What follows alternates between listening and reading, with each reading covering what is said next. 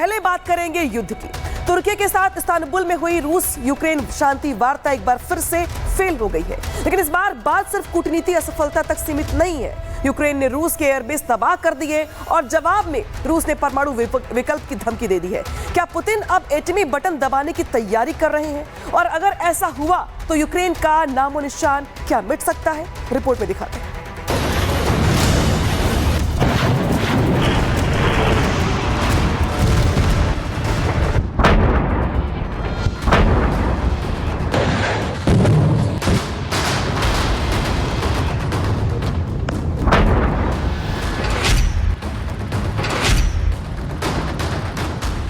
तुर्की की राजधानी इस्तांबुल में 2 घंटे की देरी के बाद शुरू हुई शांति वार्ता लेकिन सिर्फ 57 मिनट में खत्म हो गई। यूक्रेन और रूस के प्रतिनिधियों के तेवर सख्त थे। कारण यूक्रेन का रूस पर किया गया अब तक का सबसे बड़ा पलटवार।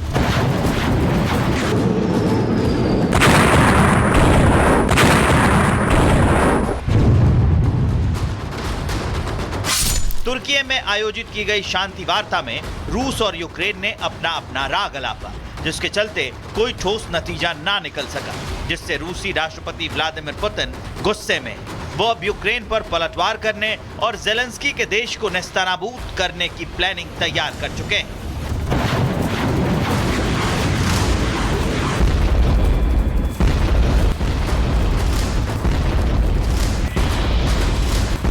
जमीन पर जंग जारी है, आसमान में आग और धुएं का गुबार है। रूसी टैंकों ने यूक्रेनी यूएवी पोस्ट तबाह कर दिया है।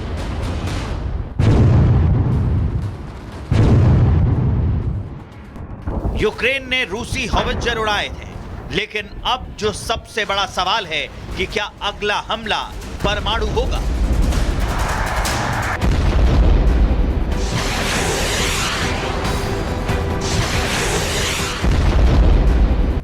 रूसी मीडिया से रिपोर्ट है कि क्रेमलिन न्यूक्लियर हमले पर विचार कर रहा है। यूक्रेन पर ओरेशनिक मिसाइल हमले की आशंका बढ़ गई है।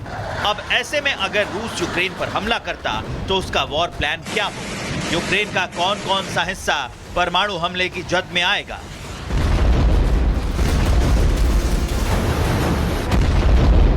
रूस का पहला टारगेट यूक्रेन की राजधानी कीव हो सकती है, तो दूसरा पश्चिमी यूक्रेन में अमेरिकी समर्थन से चल रहे डिफेंस हब।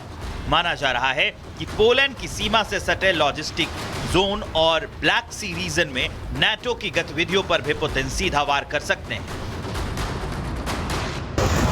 यूक्रेन की तरफ से भी जवाबी तैयारी हो रही है। अमेरिका से लंबी दूरी की मिसाइलें और नई F-16 यूनिट्स की मांग तेज हो गई है। लेकिन अगर पुतिन ने परमाणु हमला कर दिया तो सिर्फ यूक्रेन नहीं, पूरी दुनिया रेड अलर्ट मोड में आ जाएगी।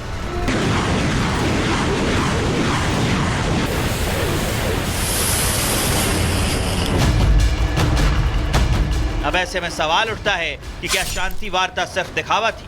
क्या रूस अब नो मोर डायलॉग मोड में है? यूक्रेन की ओर से भी आक्रामक तेवर बरकरार है। ज़ेलेंस्की ने लिथुआनिया से साफ कहा, हम शांति चाहते हैं लेकिन आत्मसमर्पण नहीं करेंगे। यूक्रेनी राष्ट्रपति वोलोदिमीर ज़ेलेंस्की ने चेतावनी दी है, रूस पर ड्रोन हमला तब तक जारी रहेगा जब तक कि मॉस्को अपना हमला बंद नहीं कर देता। हाल ही में 480 से ज्यादा ड्रोन का इस्तेमाल करके हमला किया गया। शांति वार्ता की नाकामी और युद्ध की आग में झुलसते इंसानियत, अब सबकी निगाहें पुतिन पर हैं। क्या वो परमाणु बटन दबाएंगे? और अगर पुतिन ने ऐसा किया तो यूक्रेन दुनिया के नक्शे से गायब हो जाएगा, या फिर ज़ेलेंस्की अपने देश को बचाने के लिए कोई और रास्ता अपनाएंगे? Bureau report, Republic Bharat. रूस पर यूक्रेन के ऑपरेशन स्पाइडर वेब का कहर ऐसा टूटा है कि रूस के 4 एयर बेसेस के साथ साथ रूस के 41 विमान भी तबाह हो गए। अनुमान है कि पुतिन को 7 अरब से ज्यादा का नुकसान हुआ है। 18 महीने की गुप्त रणनीति ने मॉस्को को अब तक का सबसे बड़ा झटका दे दिया। रिपोर्ट देखिए।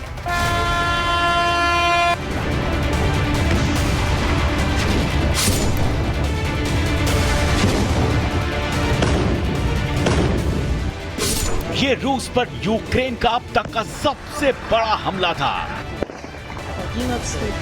Смотрите, что творится. इस हमले में रूस के 4 एयरबेस तबाह हो गए।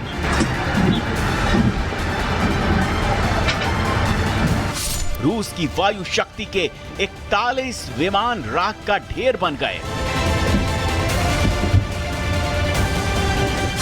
रूस को यूक्रेन ने अपनी ड्रोन ताकत से $7 अरब का नुकसान का जख्म दिया है। यूक्रेन ने न विमान भेजे, न मिसाइल दागी, न ही सैनिकों ने हमला किया, बल्कि ड्रोन वॉरफेयर के जरिए यूक्रेन ने रूस के 4000 किलोमीटर अंदर तक साइबेरिया तक में तबाही मचा दी और उसके वीडियो सबूत भी जारी कर दिए।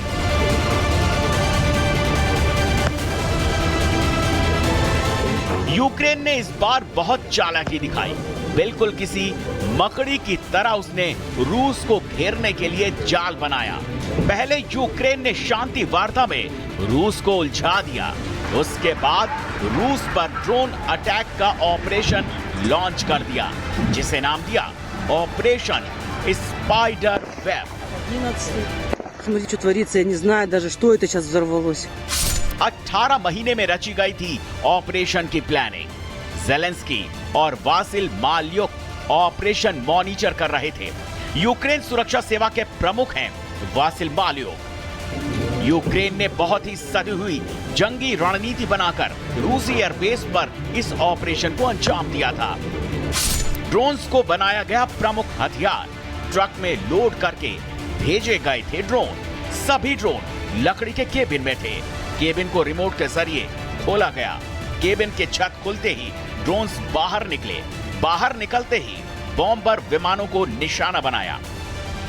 ड्रोन सीधे रूस के Tu-95, Tu-22M3 और A-50 जैसे विमानों को धुआं कर चुके थे। सोशल मीडिया पर वायरल वीडियो में ट्रकों से ड्रोन निकलते और रूसी सैन्य ठिकानों की ओर बढ़ते दिखे।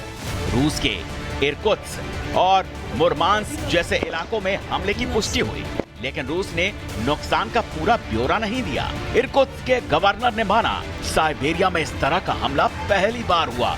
ज़ेलेंस्की ने एक्स पर लिखते हुए इस ऑपरेशन की सफलता के लिए टीम को बधाई दी। शानदार नतीजा रहा। 1 साल 6 महीने 9 दिन पहले प्लानिंग की शुरुआत की गई। हमारा सबसे लंबी रेंज का ऑपरेशन था।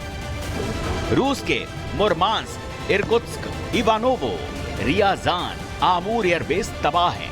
यूक्रेन ने दुनिया को भी ऑपरेशन स्पाइडर वेब के जरिए बता दिया कैसे ड्रोन्स ऑपरेशन के जरिए भी रूस जैसे ताकतवर देश को जख्म दिए जा सकते हैं। Bureau report, Republic Bharat.